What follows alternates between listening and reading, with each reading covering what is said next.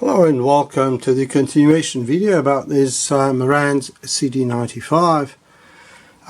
Its original fault was that the drawer wouldn't come out, and the owner tried to fix it himself, and in the process he has damaged the spring and file. He replaced all the belts, and then I had a go at that,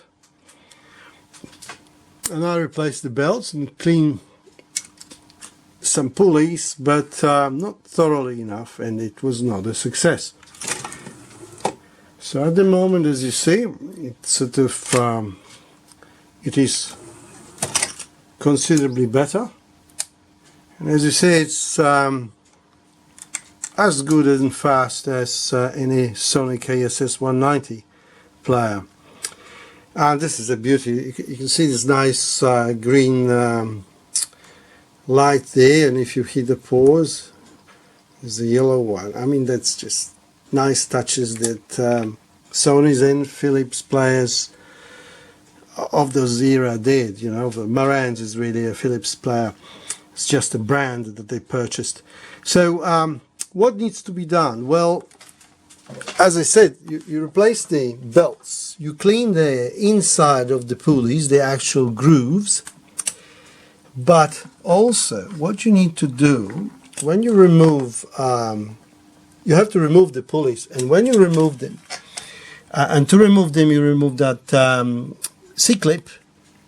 Have a strong magnet. I use magnets from hard drives so they don't sort of fly off.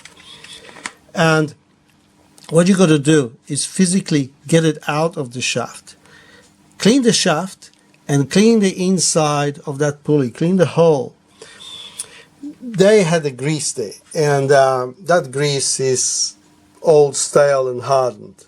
Now, what I did wrong when I first had a go at it, all these pulleys without belts, when you flick a finger on them, they used to roll beautifully. But that's without a load. You put tight belt on it, and then it just doesn't roll very well. I mean, it probably worked to some extent, because the reason this owner, you know, that's a third pulley there that he didn't clean, and that pulley barely moved, you know. So that's why his belt replacement didn't work.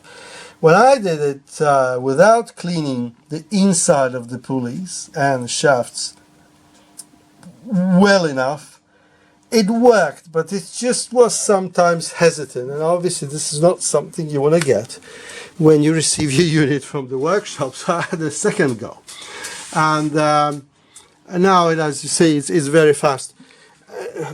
There is a technique, because he damaged that spring. I managed to find the spring. That spring has to be very, very strong, but in here I needed to be very short, so I had to really bend it and modify it.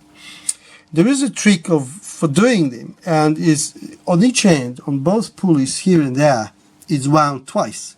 So you wind one end and then hook to the spring a rubber band and just hook it somewhere on the end of the player.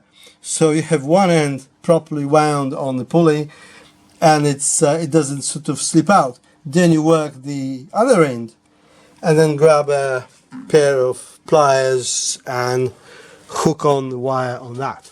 So so that's that. So at least you know what to do.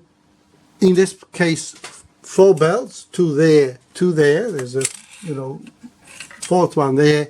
5 pulleys, all have to come out. You have to clean the shafts and the holes in the pulleys as well. Now, this player also has this fault with the display.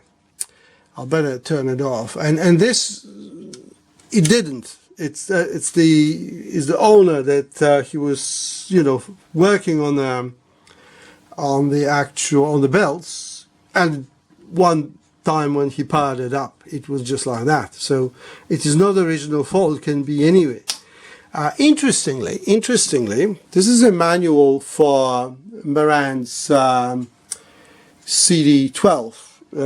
What they say in Marantz 95, that's the Marantz 95, they say use manual for CD12 because in 95 we only tell you about stuff that's different.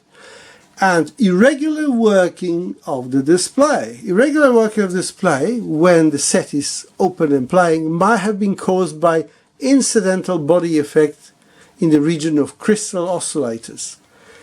Well, and then they decide to check all the oscillators, there are 3 of them. And indeed they are, and this is what I'm going to do. So I'm going to check the voltages and then find out if it oscillates at correct frequencies, and it is really difficult to work on because you see there's a lot of boards in here. Normally there's just 1 or 2, and here there's 2, 3 dotted boards. That's the microprocessor controller board, and there's a display board inside there.